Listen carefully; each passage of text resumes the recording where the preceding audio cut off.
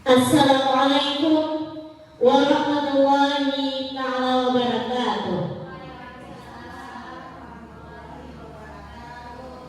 Alhamdulillah, alhamdulillahirabbil alamin. Wassalatu wassalamu ala asyrafil anbiya'i wal mursalin sayyidina wa maulana Muhammadin wa ala alihi wa sahbihi ajma'in. Amma ba'du. Yang kami hormati Bapak Kepala SDN Sungai Pandan Tengah, dan yang kami hormati juga Bapak dan Ibu Guru SDN Sungai Pandan Tengah. Memasuki acara yang pertama, pembukaan. Untuk membuka acara kegiatan diseminasi aksi nyata budaya positif, marilah kita bersama-sama membacakan surah Al-Fatihah. Al-Fatihah.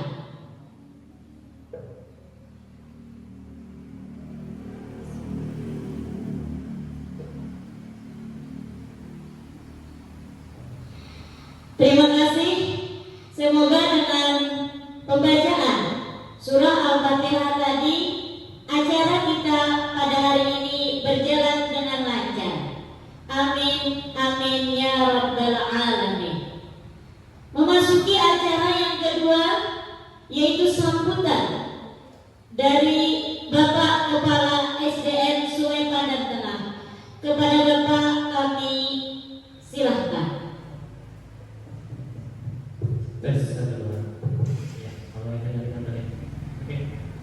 Assalamualaikum warahmatullahi wabarakatuh.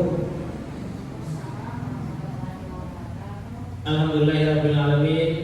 Wassalatu wassalamu ala asyrafil anbiya'i wal mursalin wa ala alihi wasahbihi ajmain. Amma ba'du. Yang saya hormati Bapak Ibu pendidik dan tenaga kependidikan SD Negeri Sungai Pandan Tengah. Pada hari ini kita atau Ibu kelas 4 melaksanakan diseminasi sekolah, yang mana diseminasi ini merupakan salah satu tugas di Guru Penggerak Angkatan 11. Kemudian diseminasi ini juga bertujuan untuk memperkokoh budaya positif yang ada di sekolah kita. Pada kesempatan ini juga Bu Hanpian jangan segan-segan untuk bertanya mengenai budaya positif nanti yang akan disampaikan oleh calon guru penggerak angkatan 11, yaitu Ibu Dewi Rosyanti. Jadi kegiatan diseminasi ini merupakan kegiatan berbagi ilmu pengetahuan yang seyogyanya sebenarnya ini telah dia laksanakan di kelas. Nah, jadi diseminasi ini memperkokoh hal-hal atau budaya positif yang ada kegiatannya dan telah dilaksanakan oleh guru kelas atau Bu Hanpian terhadap anak didik kita. Kemudian budaya positif ini juga merupakan kegiatan yang ada di kelas, seperti keyakinan kelas. Nah, keyakinan kelas ini memerlukan atau partisipasi dari guru serta anak didik. Jadi berbeda dengan peraturan kelas. Nah, jadi keyakinan kelas di budaya positif ini perlu kita terapkan dan kita tumbuhkan di lingkungan kelas kita masing-masing. Mungkin demikian sambutan yang dapat kami sampaikan. Perlu akhiri dengan ucapan wabillahi taufiq wal hidayah. Assalamualaikum warahmatullahi wabarakatuh.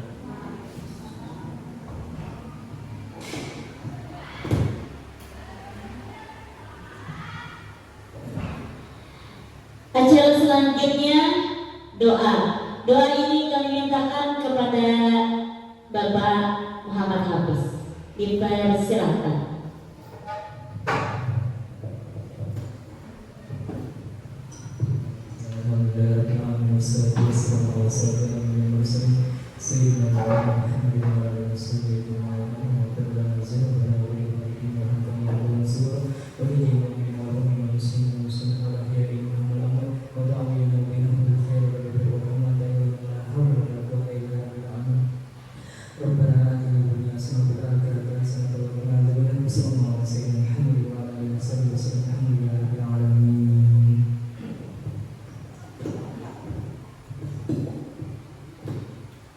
Memasuki acara yang kita tunggu-tunggu, yaitu adalah penyampaian materi tentang diseminasi aksi nyata budaya positif. Kepada Ibu kami persilahkan.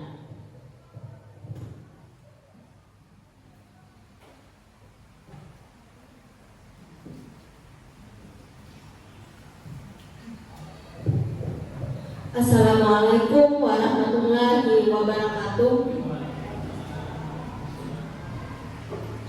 Yang terhormat Kepala SDN Sungai Pandan Tengah, yang saya hormati Bapak dan Ibu Guru SDN Sungai Pandan Tengah, alhamdulillah puji syukur atas limpahan rahmat dan karunia-Nya lah sehingga kita dapat melaksanakan aktivitas kita di sini untuk mengikuti kegiatan diseminasi aksi nyata budaya positif. Salawat dan salam semoga selalu tercurah ke haribaan junjungan kita Nabi Muhammad SAW beserta keluarga, sahabat, dan pengikut beliau hingga akhir zaman. Pada kesempatan ini saya mengucapkan terima kasih yang tak terhingga atas kesediaan Bapak dan Ibu Guru dalam meluangkan waktunya untuk mengikuti kegiatan pada hari ini. Saat ini saya sedang mengikuti program Guru Penggerak Angkatan 11 Kabupaten Hulu Sungai Utara yang sudah berlangsung sejak pembukaan tanggal 13 Juni 2024. Program Guru Penggerak ini berlangsung selama 6 bulan, berarti sudah sekitar 2 bulan berjalan. Saya juga mohon dukungan, dorongan, serta doa dari Bapak Ibu sekalian agar saya dapat mengikuti kegiatan program Guru Penggerak Angkatan 11 ini dengan lancar dan dimudahkan dalam melaksanakan segala tugas-tugasnya hingga menyelesaikan pendidikan ini sampai akhir. Pada kesempatan ini saya akan melaksanakan diseminasi aksi nyata modul 1.4 tentang budaya positif. Di sini ada kata diseminasi. Diseminasi itu adalah penyebaran informasi. Jadi pada kegiatan ini saya akan menyebarkan informasi atau berbagi pengalaman tentang penerapan budaya positif.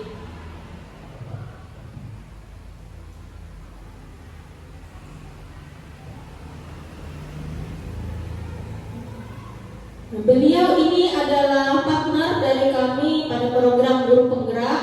Bapak Sukarno SPDMM ini adalah fasilitator kami yang memfasilitasi kami dalam mengikuti kegiatan program Guru Penggerak. Di samping beliau di sini ada Bapak Suhadi. Mungkin Bapak Ibu sekalian sudah pernah melihat atau kenal dengan beliau. Beliau adalah pengajar praktek dari saya yang selalu mendampingi, membimbing saya dalam melaksanakan dan mengikuti program ini. Nah, kemudian ini materi atau submateri yang akan saya sampaikan nanti ada 8. Yang pertama tentang perubahan paradigma belajar. Yang pertama itu pembelajaran dengan paradigma baru. Pembelajaran dengan paradigma baru merupakan pembelajaran yang dirancang berdasarkan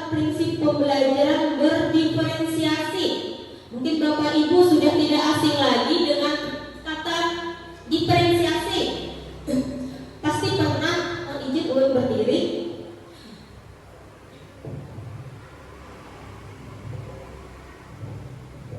Pasti pernah mendengar kata berdiferensi karena itu merupakan ciri khas dari kurikulum Merdeka.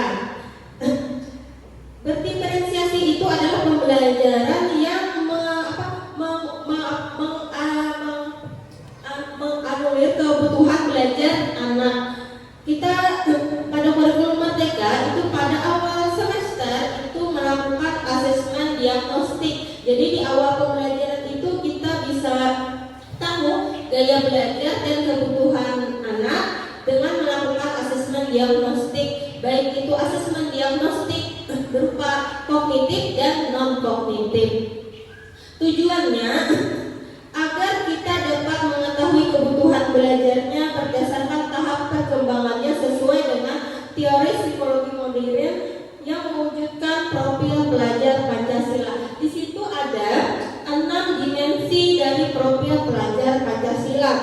Di sini mungkin Bapak Ibu sudah tidak asing lagi tentang 6 dimensi dari profil pelajar Pancasila itu. Yang pertama, beriman dan bertakwa kepada Tuhan Yang Maha Esa.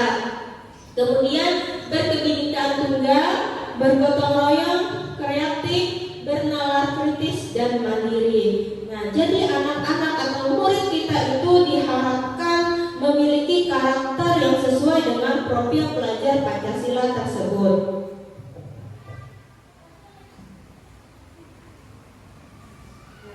Selanjutnya, ini ada kegiatan.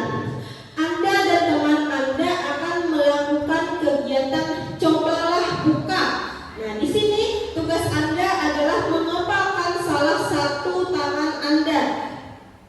Anda akan membayangkan sesuatu yang sangat berharga di dalam kepalan tangan Anda. Anda perlu menjaga benda tersebut sekuat tenaga karena begitu pentingnya untuk kehidupan Anda. Nah, tugas B atau rekan dari Bapak Ibu itu berusaha untuk supaya si A tadi bisa membuka kepalan tangannya, bisa dengan bujukan, rayuan, ataupun menggoda, menggelitik, bahkan menawari Anda uang agar bersedia membuka kepalan tangan tersebut. Nah, pada kegiatan ini kita bisa mempraktekkan. Nah, coba Bapak Ibu, saya minta berdiri sebentar. Ya, mungkin bisa berpasangan lebih bagusnya.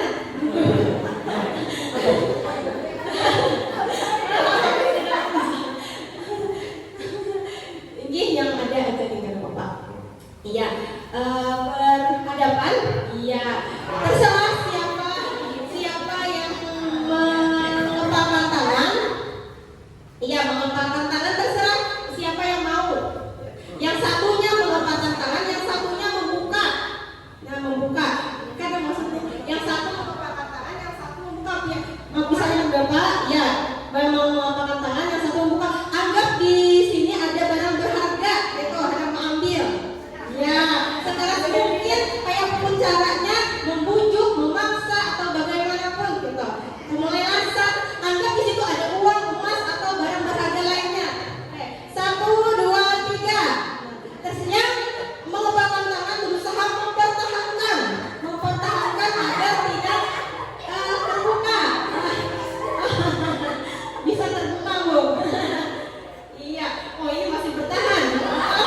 Sama-sama kuat ya berarti. Oke, Bapak Ibu terima kasih. Silakan kembali duduk. Ya.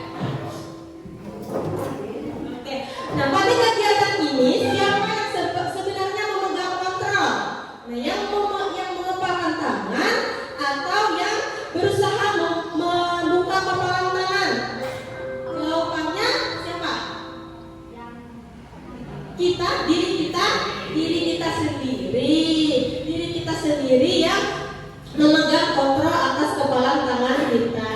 Apakah kita mau menutupnya atau membukanya itu tergantung pada diri kita masing-masing. Nah, itu tadi tentang teori kontrol. Nah, di sini ada miskonsepsi tentang teori kontrol. Ini teori kontrol menurut Dr. William Gasser.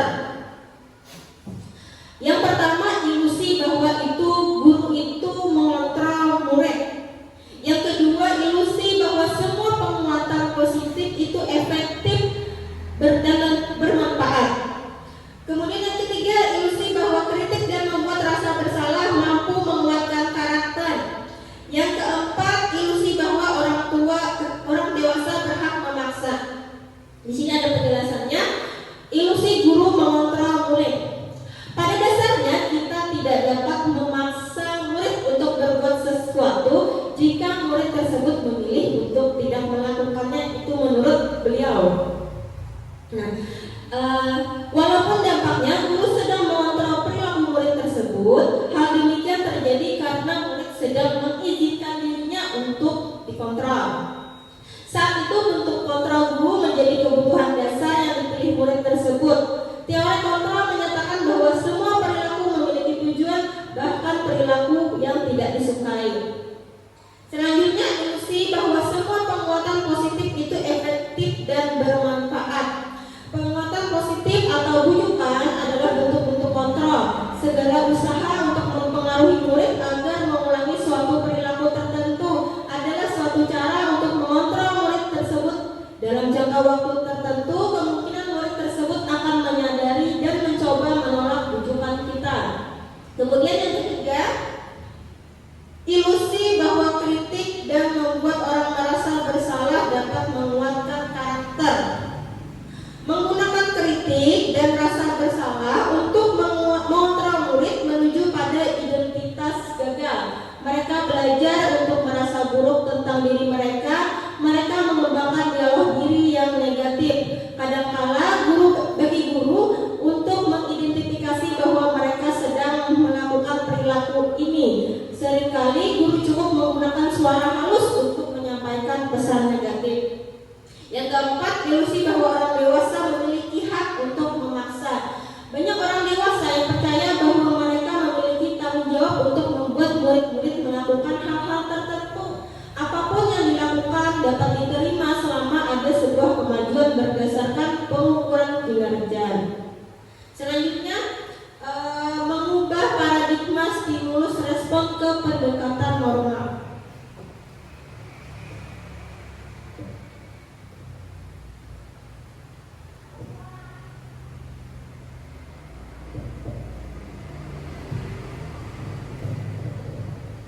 Di sini ada stimulus respon tentang dunia. Tabel di sebelahnya ada teori kontrol tentang dunia. Pada tabel stimulus respon tentang dunia, realitas atau kebutuhan kita itu sama. Kalau teori kontrol mengatakan realitas atau kebutuhan kita atau setiap anak itu berbeda. Semua orang melihat hal yang sama, berarti dua tabel itu berlawanan. Kalau di tabel teori kontrol, semua orang memiliki gambaran yang berbeda. Kita mencoba mengubah orang agar berpandangan sama dengan kita. Kita berusaha memahami pandangan orang lain tentang dunia. Perilaku buruk dilihat sebagai suatu kesalahan. Semua perilaku memiliki tujuan. Orang lain bisa mengontrol saya. Hanya saya yang bisa mengontrol diri Anda. Saya bisa mengontrol orang lain, Anda tidak bisa mengontrol orang lain. Pemaksaan ada pada saat bujukan gagal, kolaborasi dan konsensus menciptakan pilihan-pilihan baru. Yang terakhir, model berpikir menang atau kalah, model berpikir menang-menang. Selanjutnya, materi yang kedua yaitu tentang disiplin positif.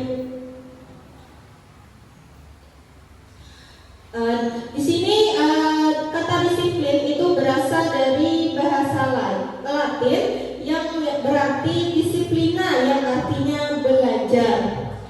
Disiplin mengacu pada disiplin diri yang memiliki tanggung jawab terhadap apa yang dilakukannya berdasarkan nilai-nilai yang diyakininya. Biasanya ketika kita mendengar kata disiplin, seringkali apa yang ada di benak kita, apa yang terlintas di pikiran kita, itu kaitannya tentang peraturan, aturan, atau sesuatu yang harus kita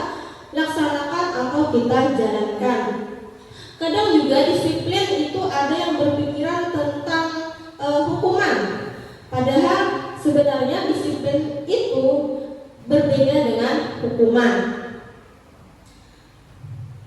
Karena belajar tentang disiplin positif itu tidak harus memberi hukuman. Dalam budaya kita, makna disiplin itu adalah sesuatu yang dilakukan seseorang pada orang lain untuk mendapatkan kepatuhan. Padahal Ki Hajar Dewantara itu menyampaikan bahwa tujuan pendidikan itu untuk memerdekakan murid.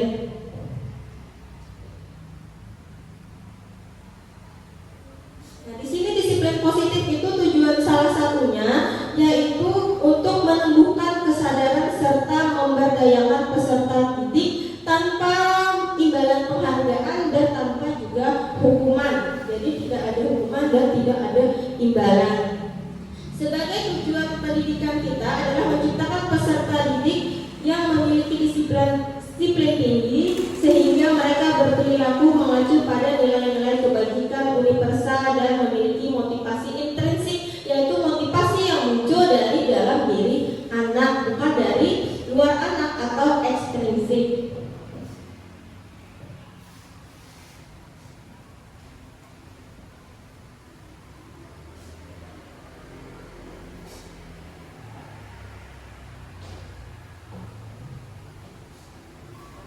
Selanjutnya yang ketiga, submateri yang ketiga, yaitu tentang nilai-nilai kebajikan.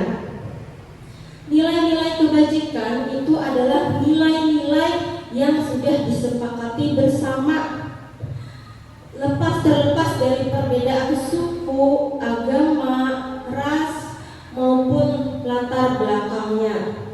Di sini ada contoh nilai kebajikan menurut institusi atau organisasi. Yang pertama yaitu profil pelajar Pancasila. Ada 6 nilai kebajikan pada profil pelajar Pancasila, yaitu ada beriman dan bertakwa kepada Tuhan Yang Maha Esa. Yang kedua berakhlak mulia, berkebinekaan tunggal, gotong royong, mandiri, kreatif, dan bernalar kritis. Selanjutnya ini ada juga nilai kebajikan menurut Ibu Primary Years Program atau PYP. Ada nilai toleransi, ada rasa hormat, ada integritas, ada antusias, empati, keingintahuan, kreativitas, kerjasama, percaya diri, dan komitmen. Yang ketiga yaitu ada keterampilan hidup atau life skill. Nilai kebajikannya dapat dipercaya, lurus hati, pendengar yang aktif, tidak merendahkan orang lain, dan memberikan yang terbaik terhadap diri sendiri. Selanjutnya kebutuhan dasar manusia. Kebutuhan dasar manusia itu segala sesuatu yang kita lakukan untuk mendapatkan apa yang kita inginkan. Seluruh tindakan yang kita lakukan itu pasti memiliki tujuan, dan semua usaha terbaik yang kita lakukan dalam rangka agar kebutuhan dasar kita dapat terpenuhi dengan baik. Di sini ada kebutuhan dasar manusia. Yang pertama yaitu bertahan hidup. Nah, itu mungkin kita sudah tahu kebutuhan dasar manusia. Yang pertama tentang bertahan hidup itu contohnya makan, minum, tempat tinggal, keamanan, dan kesehatan. Itu kebutuhan akan bertahan hidup. Yang kedua tentang kasih sayang dan rasa ingin diterima.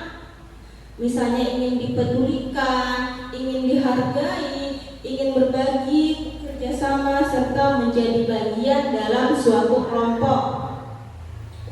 Yang ketiga, kebutuhan akan penguasaan. Contohnya harga diri, keinginan untuk dianggap, memimpin, berprestasi, diakui, dan didengar. Yang keempat, ada kebutuhan juga untuk kebebasan. Misalnya mandiri, memiliki pilihan untuk mencoba hal yang baru dan mampu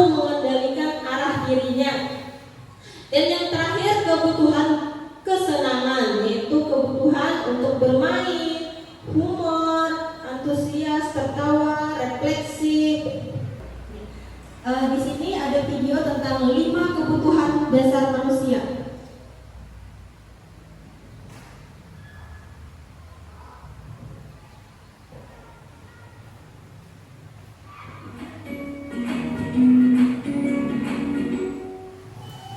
Salam dan bahagia ibu dan bapak guru hebat.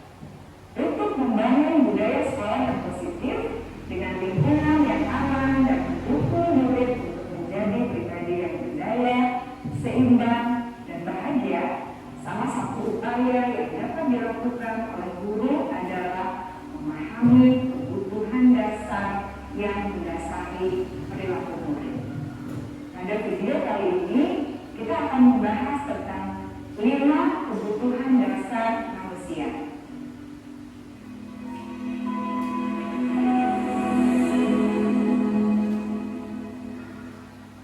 Ki Hajar Dewantara dalam salah satu kutipannya menyatakan, kita ambil contoh perbandingannya dengan hidup tumbuh-tumbuhan. Seorang petani dalam hakikatnya sama kewajibannya dengan seorang pendidik yang menanam padi misalnya. Hanya dapat menuntun tumbuhnya padi. Dia dapat memperbaiki kondisi tanah, memelihara tanaman padi, memberi pupuk dan air, membasmi ulat-ulat atau jamur-jamur yang mengganggu hidup tanaman padi, dan lain sebagainya. Ketika guru memahami kebutuhan apa yang mendasari perilaku murid, dan guru berusaha menuntun dan mendukung murid dalam memenuhi kebutuhannya secara positif, pada hakikatnya guru tersebut ibarat seorang petani yang sedang berusaha memahami kebutuhan masing-masing tanaman, dan ia berusaha memenuhi kebutuhan tanaman tersebut agar dapat tumbuh dengan subur dan maksimal.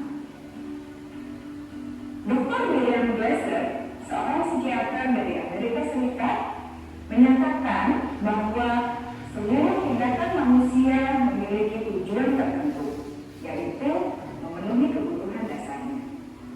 Ketika kelima kebutuhan dasar telah terpenuhi secara memadai, maka murid akan tumbuh dengan seimbang dan bahagia.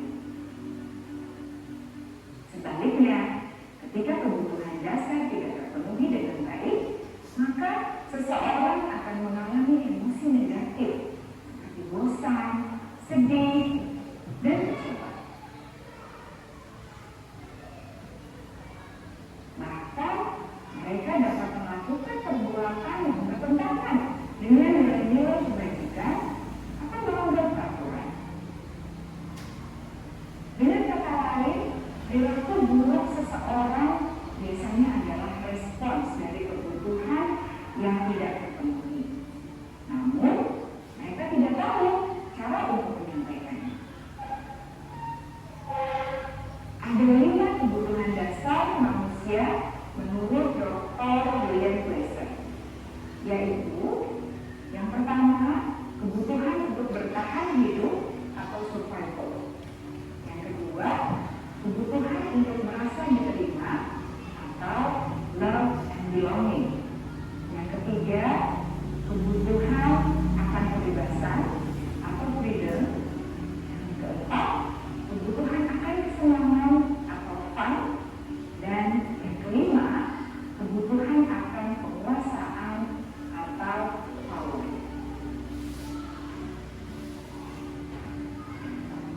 Kebutuhan dasar yang pertama adalah kebutuhan yang bersifat fisiologis untuk bertahan hidup atau survival. Misalnya, kesehatan, rumah, dan makanan. Kebutuhan biologis sebagai bagian dari proses reproduksi termasuk kebutuhan untuk tetap bertahan hidup.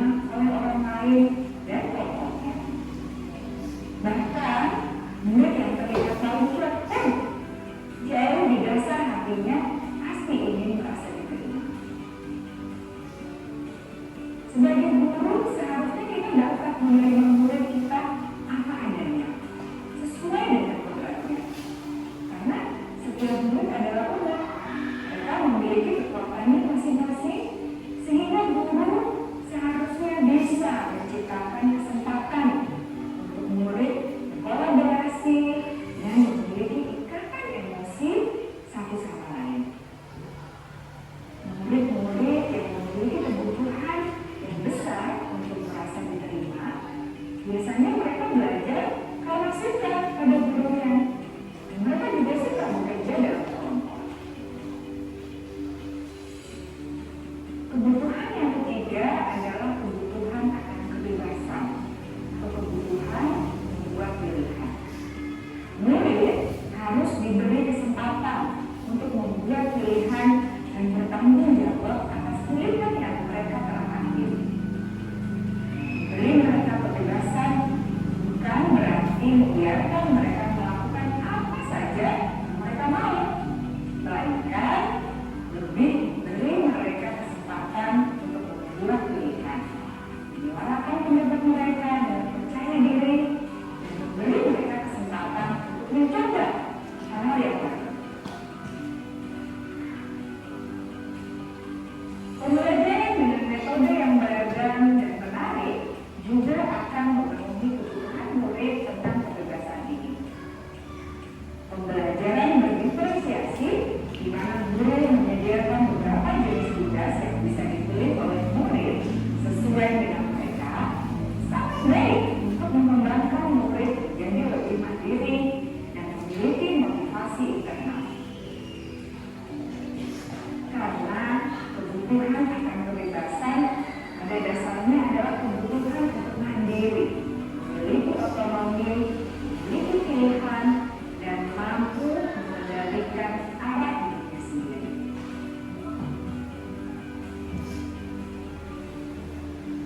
Kebutuhan yang keempat adalah kebutuhan akan kesenangan. Bayangkan Bapak Ibu, hidup tanpa rasa senang, betapa menyedihkannya. Glasser menghubungkan kebutuhan akan kesenangan dengan belajar. Jangan sepelekan kebutuhan murid untuk merasa senang di kelas. Sebagai guru, jangan ragu-ragu untuk dengan sengaja memasukkan kegiatan yang menyenangkan dalam kelas. Murid-murid dengan kebutuhan dasar kesenangan yang tinggi ingin menikmati apa yang mereka lakukan. Mereka juga konsentrasi tinggi saat mengerjakan hal-hal yang disukai.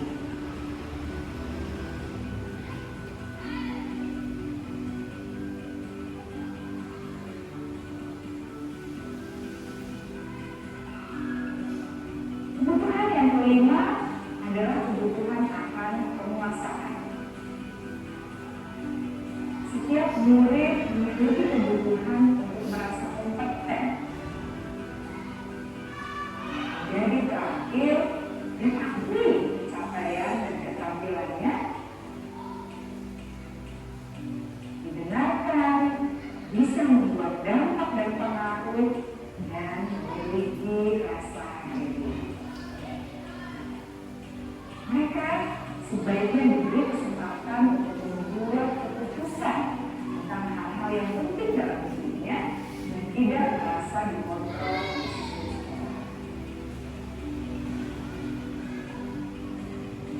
Pada murid yang telah menginjak usia remaja, seringkali mereka merasa tidak memegang kendali atas kehidupannya sendiri, karena guru kerap kali berpengaruh dalam mengambil keputusan. Murid-murid yang memiliki kebutuhan dasar akan penguasaan yang tinggi biasanya selalu ingin menjadi pemimpin. Mereka juga suka mengamati sebelum mencoba hal-hal yang baru. Mereka juga perfeksionis dan merasa kecewa bila melakukan kesalahan.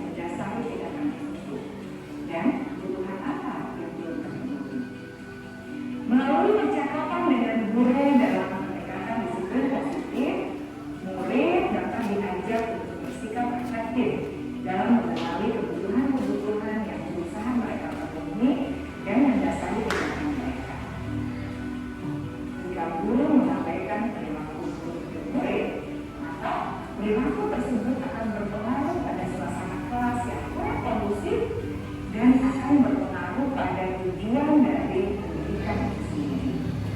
Ibu bapak guru hebat, mari kita menjadi guru yang lebih baik dengan memahami kebutuhan dasar murid kita, senantiasa membimbing mereka untuk menjadi pribadi yang berdaya, seimbang, dan baik.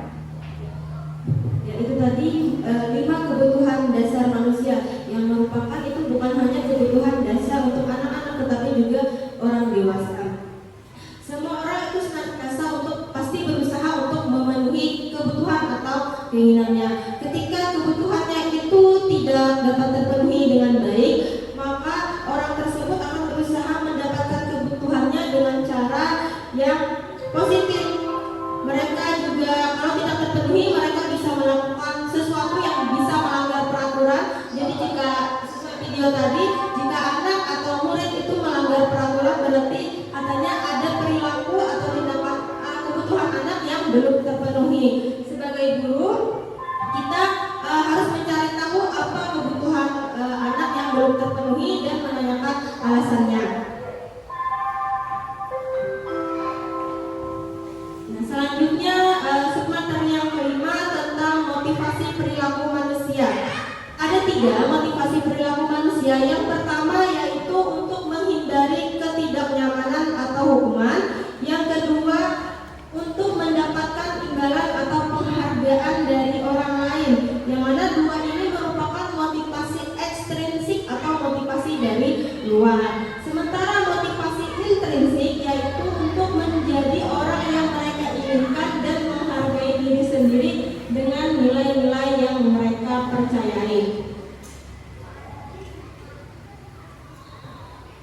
Di sini ada perbedaan hukuman, konsekuensi, dan restitusi.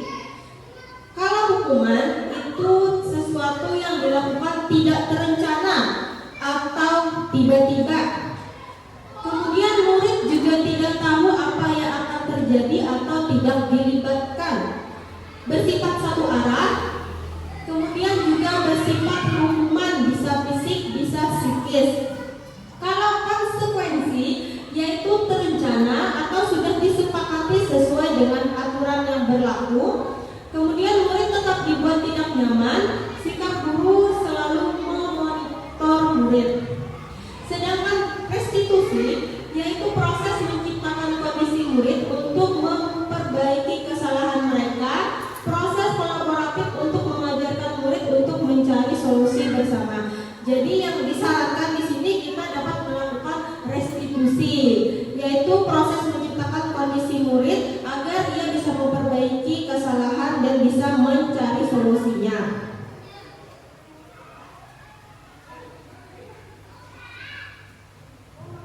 Kemudian posisi kontrol. Di sini ada 5 posisi kontrol guru. Yang pertama yaitu sebagai penghukum, yang kedua sebagai pembuat rasa bersalah, yang ketiga sebagai teman, yang keempat pemantau, dan yang kelima manajer. Nah, di sini ada perbedaannya. Sebagai penghukum, sini kelihatan.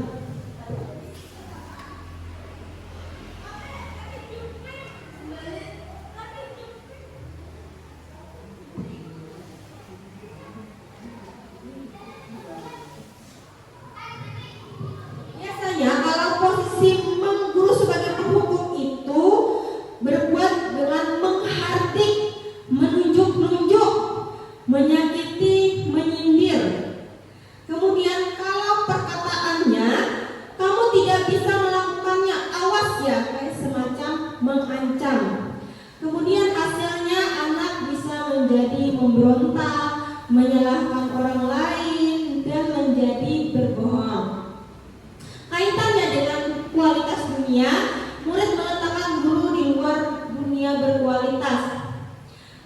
Murid berkata, biarkan saja, nanti juga marah-marah lagi. Di situ sebelahnya ada tabel posisi kontrol guru sebagai pembuat rasa bersalah. Biasanya dengan bersama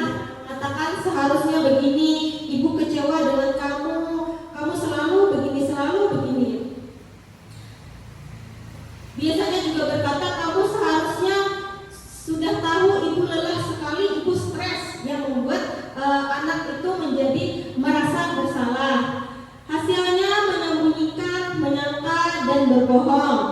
Kemudian posisi guru sebagai teman membuat alasan-alasan untuk muridnya, biasanya berkata, ayolah lakukanlah demi ibu. Itu ciri-cirinya kalau posisi guru sebagai teman. Masa kamu tidak mau? Ingat, ibu pernah bantu. Kalau sebagai pemantau, itu biasanya sesuai dengan konsekuensi yang dibuat. Misalnya kita membuat aturan ini, apa konsekuensinya? Itu sebagai pemantau. Kalau manajer itu biasanya mengajukan pertanyaan-pertanyaan sesuai dengan kesepakatan atau keyakinan kelas yang kita sepakati. Misalnya keyakinan kelas apa yang sudah kamu langgar, terus bagaimana rencana kamu ke depan agar kamu tidak lagi mengulangi perbuatan kamu, dan bersama-sama mencari solusi.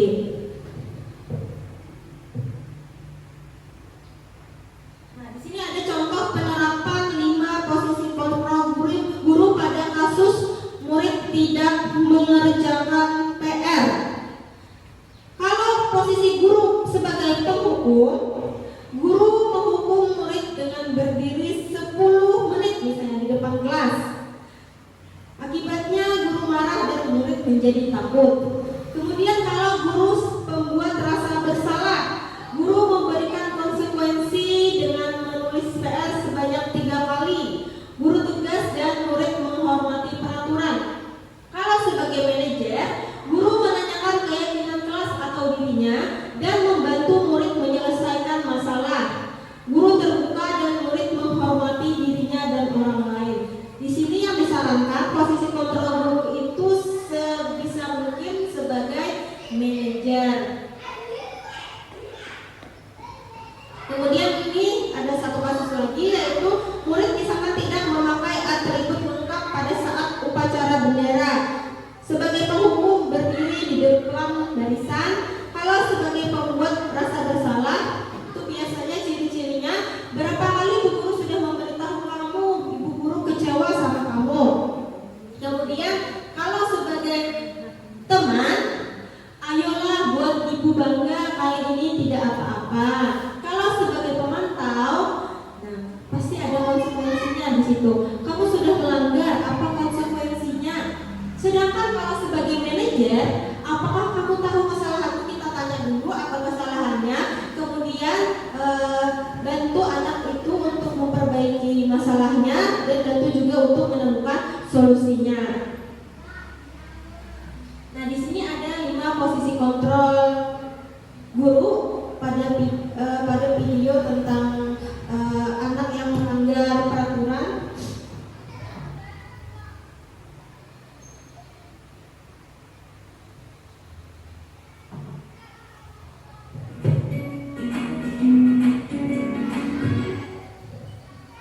Salam bahagia ibu dan bapak guru hebat. Dalam penerapan disiplin positif restitusi, salah satu program yang dikembangkan adalah 5 posisi kontrol.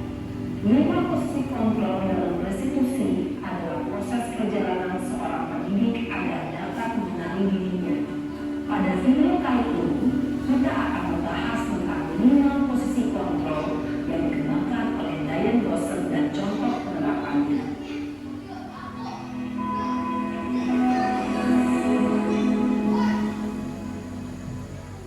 Lima posisi kontrol itu adalah 1. Posisi penghukum. 2. Posisi pembuat rasa bersalah. 3. Posisi teman. 4. Posisi pemantau atau monitor. Dan 5. Posisi manajer.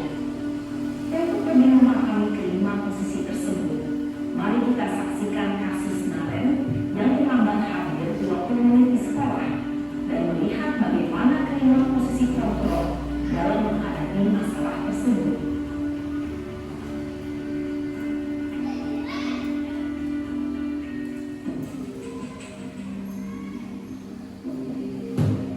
Di sini ada video tentang si Naren yang datang terlambat selama 20 menit sejak pelajaran dimulai. Di sini ada posisi kontrol guru yang sebagai penghukum, bagaimana guru tersebut menyelesaikan masalahnya dengan murid.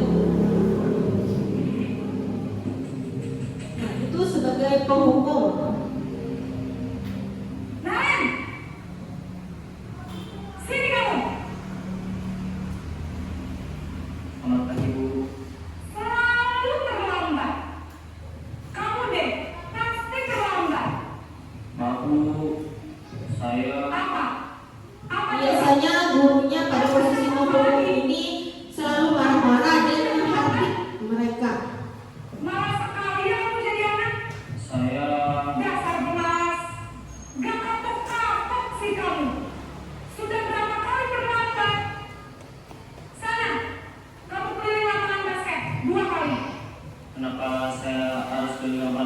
Ibu. Kenapa? Kamu melawan Ibu? Berani-beraninya jawab. Sudah terlambat, masih berani jawab pula. Sekarang, keliling lapangan basket 5 kali sekalian. Biar kapok. Cepat. Pergi sana ke lapangan basket. Posisi pemukul biasanya berbicara dengan nada tinggi, menghardik, menunjuk-nunjuk, menyakiti, dan menyindir. Hukuman bisa berupa fisik maupun psikis. Ibu dan bapak guru hebat. Dampak yang terjadi pada murid ketika guru berada pada posisi pemukul adalah murid cenderung akan memberontak, bahkan menyimpan dendam.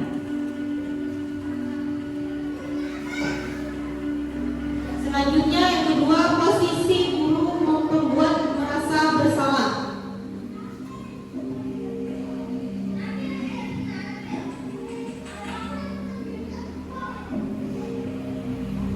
Naren!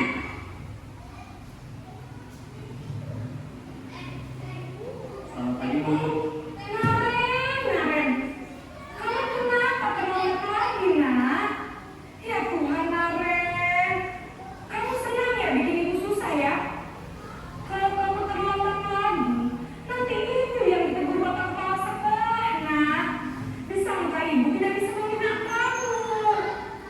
Duh, gimana ini? Maaf, Bu. Duh, Gusti Naren. Kamu suka ya kalau ibu tegur bapak kepala sekolah? Terus, sekarang ibu harus tulis apa ini di buku absen? Ini kamu sudah sering terlambat loh. Ibu harus apa coba? Maaf, Bu. Maaf sekali. Ya sudah, lain kali jangan bikin ibu susah lagi ya nak ya. Ibu tidak akan kuat lagi kalau kamu begini terus. Bisa jantungan kalau ibu tegur bapak kepala sekolah. Sana cepat kelas. Maaf ya, Bu. Maaf sekali. Posisi pembuat rasa bersalah berbicara dengan nada tenang, cenderung lembut, namun kata-kata yang diutarakan membuat murid merasa menjadi orang yang gagal, memandang buruk dirinya sendiri, merasa tidak berharga, dan tidak sanggup membahagiakan orang lain. Ketika guru mengambil posisi pembuat rasa bersalah, murid akan menganggap dirinya yang bersalah dan ia akan menyimpan emosi negatif tersebut di dalam dirinya. Selanjutnya yang ketiga, posisi guru sebagai teman.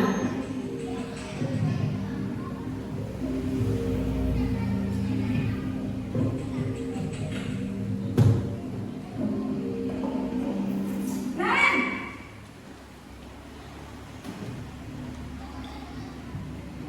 Selamat pagi, Bu. Wah, sudah jam berapa ini nak? Terlambat lagi ya sayang. Iya, Bu. Habis ibu saya lupa bangunkan saya, Bu. Kamu malah menyalahkan ibu kamu. Kamu bukannya anak hatinya paling kencang. Kok terlambat sih? Iya, Bu. Saya memang terlambat bangun tadi. Jadi, biarpun saya lagi kencang, tetap gak kencang, Bu. Ya sudah sana. Nanti lain kali larinya lebih kencang lagi ya. Biar gak terlambat lagi. Bikin senang ibu. Demi ibu. Bisa kan? Bisa lah, Bu. Ya sudah sana masuk kelas. Ibu beresin urusan absen kamu. Kamu ini ada-ada saja. Dalam posisi teman, guru berbicara dengan nada suara ramah, akrab, cenderung bersenda gurau untuk menjaga suasana tetap santai. Murid akan merasa senang, aman, dan akrab dengan guru. Identitas yang tercipta adalah identitas sukses atau berhasil. Namun, perlu diingat, karena ini masih dorongan eksternal, maka ada faktor ketergantungan dari murid kepada orang tertentu. Di sini, guru absennya, sehingga di lain waktu, murid bisa berperilaku baik, namun hanya kepada orang-orang tertentu saja. Yang keempat, posisi guru sebagai pemantau atau pemonitor.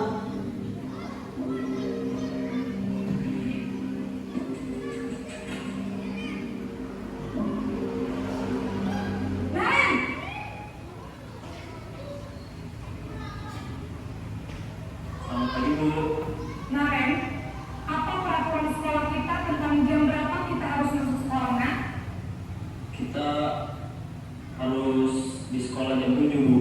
Iya, betul. Sekarang sudah jam 7.20. Naren sudah tahu konsekuensinya jika terlambat hadir. Paham, Bu. Saya harus tinggal kelas pas jam istirahat selama 20 menit. Pada posisi guru sebagai pemantau ini ada konsekuensi yang dilaksanakan jika atau murid itu melanggar kesepakatan. Tambahan untuk ketertinggalan kamu, ya. Baik, Bu. Posisi pemantau mengandalkan perhitungan atau data untuk mengontrol murid. Guru mengarahkan murid berdasarkan peraturan dan konsekuensi. Seorang pemantau menunjukkan bahasa tubuh dan ekspresi wajah yang datar dan cenderung formal.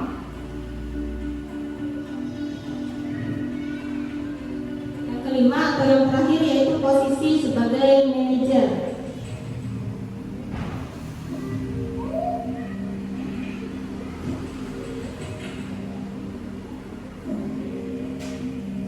Naren!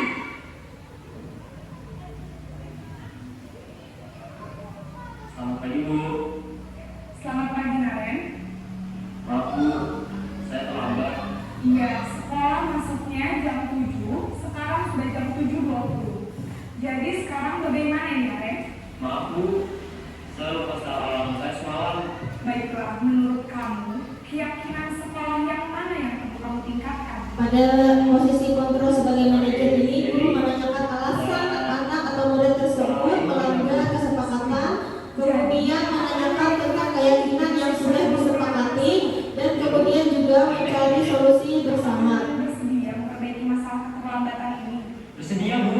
Bagaimana kamu akan memperbaiki masalah keterlambatan ini? Saya akan coba untuk tidak lupa menyetel alarm saya, Bu. Baik, kalau Naren lupa menyetel alarm di rumah, ada orang yang kira-kira bisa bantu mengingatkan tidak? Ada, Bu. Kakak saya, Kak Emma. Ada lagi selain Kak Emma? Selain Kak Emma, ada ibu saya. Baik, jadi yang mengingatkan Naren adalah Kak Emma dan ibu kamu, ya? Kira-kira akan mulai alarm kapan ya, Naren? Setelah pulang sekolah, akan segera saya lakukan. Baik, jadi Naren akan setel alarm untuk bangun besok pagi dan akan diingatkan oleh kakak dan ibunda Naren, ya? Ada lagi yang mungkin perlu dilakukan, Naren? Agar tidak terlambat bangun lagi. Tidak ada, Bu. Baik, Naren. Terima kasih untuk kerjasama kamu. Sekarang kamu perlu kembali ke kelas untuk belajar. Baik, Bu. Terima kasih. Posisi manajer adalah posisi kontrol yang disarankan untuk membimbing murid memiliki sikap disiplin yang positif, yaitu murid yang mandiri, bertanggung jawab, dan dapat memecahkan masalah. Tujuan dari posisi ini adalah agar murid dapat berefleksi atas tindakannya. Guru akan dengan tulus memberikan pertanyaan-pertanyaan bermakna, sehingga membuat murid dapat belajar dari kesalahannya dan mencari sebuah solusi untuk menyelesaikannya. Ibu dan Bapak guru hebat, setelah mengamati adegan kelima posisi kontrol tadi, kira-kira Nah, dari 5 posisi kontrol tadi, posisi kontrol yang memang disarankan itu pada kami mengikuti program guru penggerak itu yaitu posisi kontrol guru sebagai manajer. Jadi jika kita menemui kesalahan atau menemukan anak yang berbuat salah, kita itu yang pertama, langkah kita yang pertama yaitu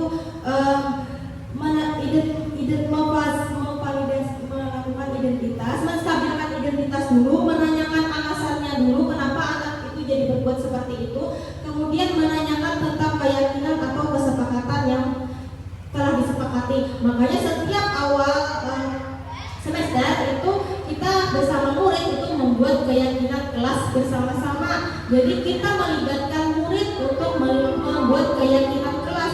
Jadi bukan guru saja yang membuat, tetapi juga ada kesepakatan antara guru dan murid. Nanti ada submateri tentang keyakinan positif.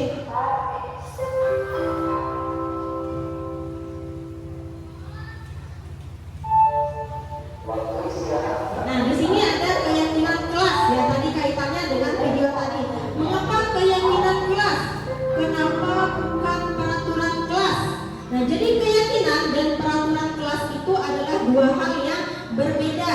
Kalau peraturan itu sesuatu yang bersifat satu arah dibuat oleh guru. Kalau keyakinan itu merupakan sesuatu yang sudah disepakati bersama, dibuat bersama dan dijalankan bersama. Nah ini, keyakinan kelas berbeda dengan peraturan kelas yang ditetapkan secara sepihak atau hanya searah tanpa melibatkan murid dalam penyusunan peraturan tersebut. Lain halnya dengan keyakinan kelas yang disusun oleh guru bersama murid. Nah, murid dilibatkan dalam penyusunan keyakinan kelas. Keyakinan kelas itu memuat nilai-nilai kebajikan yang tadi bisa kaitannya dengan profil pelajar Pancasila maupun nilai-nilai kebajikan lainnya. Nah, prosedur pembentukan keyakinan kelas. Yang pertama, kita dulu mempersilahkan warga sekolah atau murid-murid di kelas untuk menyampaikan pendapatnya. Jadi kita berdiskusi dengan murid, membuat suatu keyakinan kelas. Kita terima, kita catat masukan-masukan dari murid tersebut, bisa kita tulis di papan tulis atau pada kantong atau pada kertas plano. Kemudian baru kita susun keyakinan kelas itu menjadi sesuai prosedur pembentukan keyakinan kelas. Kita ubah bentuk kalimat negatif menjadi kalimat positif. Misalnya ada kalimat anak yang menulis, jangan berlari di kelas. Nah, kita ganti, kita hilangkan kata jangan atau kata tidak tadi menjadi kalimat positif. Misalnya tadi jangan berlari di kelas, kita ganti menjadi berjalanlah di kelas. Misalnya tidak membuang sampah sembarangan. Tidaknya itu kita hilangkan dan kita ganti menjadi buanglah sampah pada tempatnya. Ya, jadi tadi keyakinan kelas itu kita hilangkan kalimat-kalimat negatifnya, kemudian kita ubah menjadi kalimat positif. Kemudian langkah yang keempat, kita meninjau kembali yang hasil dari diskusi tadi yang sudah dicatat. Kemudian kita lihat apakah masih ada berupa peraturan-peraturan. Kemudian kita menentukan nilai-nilai kebajikannya. Misalnya di sini berjalan di kelas, mendengarkan guru, datang tepat waktu, itu berada dalam satu payung dalam lingkup saling menghormati. Pada nilai kebajikannya, misalnya nilai kebajikan hormat di situ. Kemudian langkah yang kelima, meninjau ulang keyakinan kelas yang telah dibuat bersama, yang supaya tidak terlalu panjang, supaya mudah diingat dan mudah dijalankan. Biasanya berkisar antara 3 sampai 7 prinsip keyakinan saja. Ya, bila terlalu banyak, warga kelas akan sulit mengingatnya dan akibatnya sulit untuk dijalankan. Nah, setelah selesai membuat keyakinan kelas tadi, baru warga kelas itu dipersilakan meninjau ulang, menyetujuinya bisa dengan melakukan tanda tangan bersama, termasuk guru dan semua murid yang ada di kelas. Kemudian keyakinan kelas tadi dibuat semenarik mungkin, bisa dibuat poster atau diberi hiasan lainnya, kemudian bisa ditempel di dinding kelas. Nah, ini contoh keyakinan kelas 1 dan kelas 5. Biasanya setiap anggota kelas perlu belajar, perlu senang, perlu melakukan tugas, perlu saling menghargai, dan perlu merasa aman.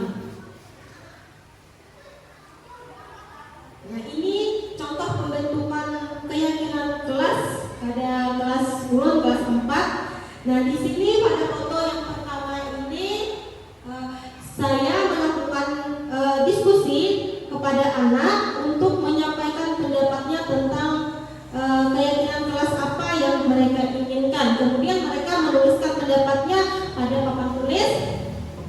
Setelah semua murid sudah selesai, kemudian kita tinjau kembali keyakinan kelas yang sudah dibuat. Masih adakah kata-kata yang berupa peraturan dan ada kalimat negatif, kita perbaiki.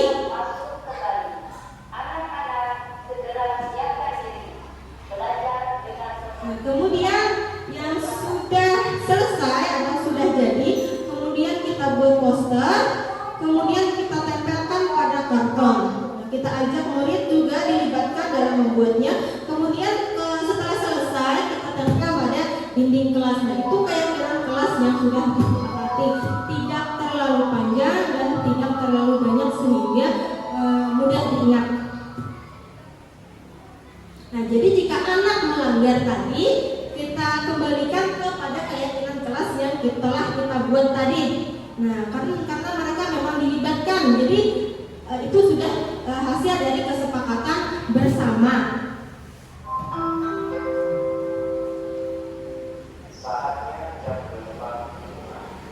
Nah, ini kemudian yang ke-8 yaitu tentang segitiga restitusi, yaitu kaitannya tentang penyelesaian masalah pada anak yang melakukan kesalahan. Segitiga restitusi itu merupakan suatu proses dialog yang dijalankan oleh guru agar dapat menghasilkan murid yang mandiri dan bertanggung jawab. Namanya segitiga ada 3 tahapan. Yang pertama menstabilkan identitas, yang kedua validasi tindakan yang salah, yang ketiga menanyakan keyakinan. Pada tahap menstabilkan identitas ini, berdasarkan prinsip membuat kesalahan adalah bagian dari proses pembelajaran. Biasanya guru itu berkata pada saat mendampingi anak yang menyelesaikan masalahnya dengan segitiga restitusi itu. Tahap pertama menstabilkan identitas itu biasanya guru berkata begini: berbuat salah itu wajar, tidak ada manusia yang sempurna. Bapak Ibu juga pernah melakukan kesalahan. Bapak Ibu tidak mau mencari siapa yang salah. Bapak Ibu hanya ingin mencari solusi atas permasalahan ini. Setelah itu kita menanyakan tentang keyakinan validasi tindakan yang salah. Nah, kamu pasti punya alasan kenapa kamu melakukan kesalahan tersebut. Kita tanyakan dulu alasannya kenapa. Padahal kamu bisa melakukan yang lebih buruk dari ini ya. Kamu patut bangga karena telah melindungi sesuatu yang penting buatmu. Kamu melakukannya karena mempertahankan sesuatu yang penting untukmu. Nah, ini ciri-cirinya tadi. Kemudian yang ketiga yaitu menanyakan keyakinan. Nah, karena kita telah membuat keyakinan kelas tadi secara bersama-sama dengan anak, karena anak juga dilibatkan, kita tanyakan apa keyakinan kelas kita. Kemudian nilai-nilai apa yang telah disepakati bersama. Kemudian seperti apa gambaran kelas yang ideal bagi kamu. Kamu ingin menjadi orang seperti apa. Nah, di sini juga kita akan mencari solusi bersama-sama kepada anak yang bermasalah tadi. Nah, ini contoh penerapan segitiga restitusi di kelas ulun. Ini tentang murid yang terlambat juga. Bel masuk kelas sudah berbunyi, ibunya sudah di kelas, sudah mengecek kehadiran. Kemudian ada murid yang belum hadir. Kemudian saat ibu sudah menyampaikan materi, tiba-tiba ada yang mengetuk pintu. Kemudian ternyata ada yang datang terlambat. Nah, kemudian kita lakukan penerapan segitiga restitusi.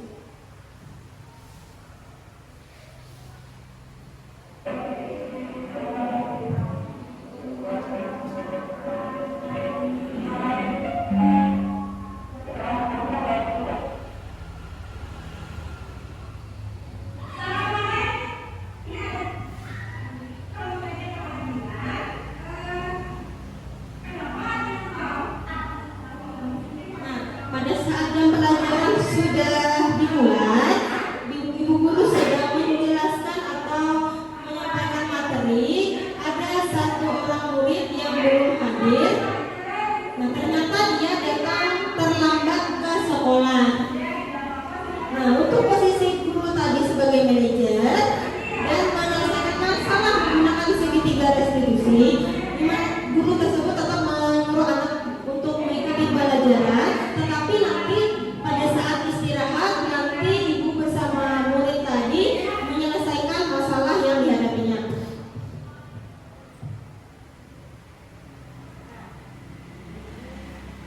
Nah, ini proses penerapan segitiga restitusi.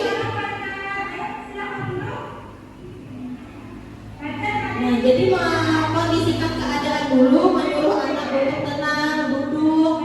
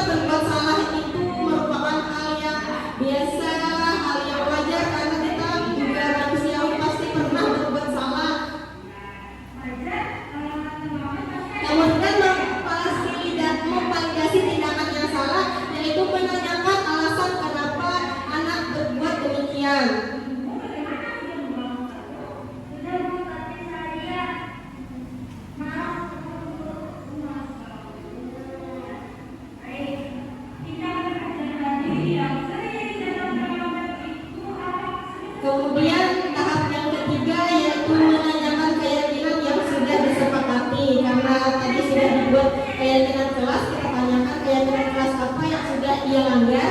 Kemudian kita cari solusi bersama-sama agar anak tersebut tidak melakukan kesalahan lagi.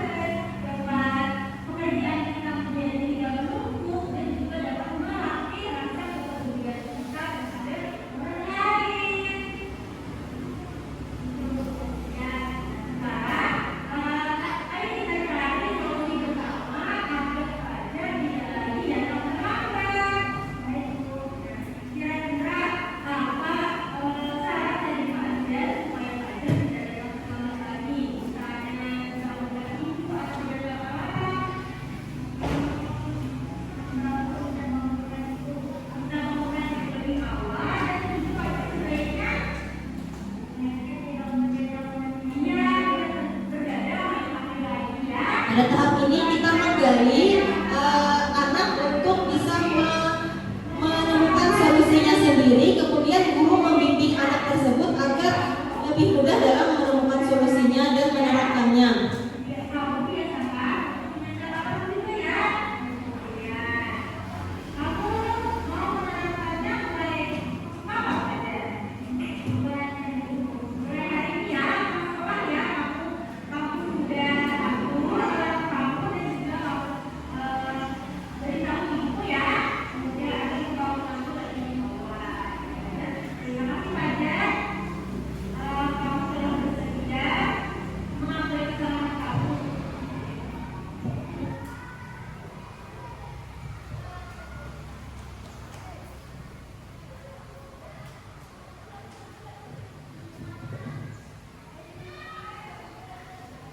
Terakhir yaitu penutup. Dalam penerapan program disiplin positif ini hendaknya guru memiliki standar kepribadian, profesional dan sosial yang baik, di mana guru mampu merefleksi dirinya dalam posisi kontrol saat ini, bagaimana perjalanan dirinya sebagai among atau manajer yang menuntut murid-muridnya menjadi insan yang mandiri, merdeka dan bertanggung jawab sesuai dengan standar pendidikan nasional.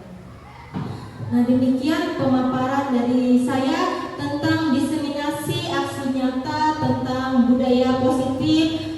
Saya